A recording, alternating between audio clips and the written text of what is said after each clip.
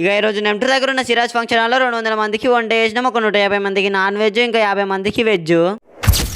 ఇక ఇలా 2 ఆర్డర్లు ఉండేసరికి పొద్దున 4:30 వరకల్నే ఫంక్షన్ హాల్కి పోయినాం. 4 పోయినాం. ఇంకా ఇక మేము ముందే కూరగాయలు కటింగ్ స్వీట్ కాగానే 2వ ఆర్డర్ వేలూరుకు పోదాం అనుకున్నాం. ఇక గంట సేపట్లో అన్ని రకాల కూరగాయలు కద్దుకా కీర్ స్వీట్ అయిపోయింది.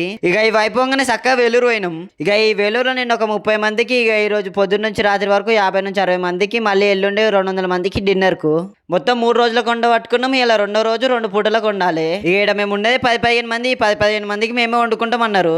కానీ రాత్రి హల్దీ ఫంక్షన్ కి ఒక 50 నుంచి 100 మందికి వంట ఉండాలి. ఇప్పుడు ఈ 10-15 మందికి ఏమవుతుంది కానీ రాత్రి హల్దీ ఫంక్షన్ కి వండురు అన్నారు. ఈడ మేము చేసేది ఏం లేక చక్కగా నెమ్టూర్కి వచ్చినాం.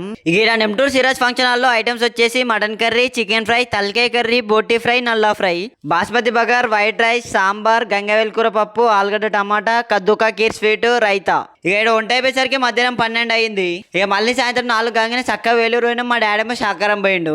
ఇక శాకారం వాళ్ళు వచ్చేసి రేపు పెళ్లి, ఈ రోజు నైట్ హల్దీ ఫంక్షన్ కి ఒక 50 నుంచి 60 మందికి వండాలి. శాకారంలో ఐటమ్స్ వచ్చేసి దాల్చా, పాలకూర పప్పు, ఆలుగడ్డ టమాటా, వైట్ రైస్. ఇక వేలూరులో ఐటమ్స్ వచ్చేసి మసాలా వంకాయ, పాలకూర పప్పు, వైట్ రైస్, సాంబార్.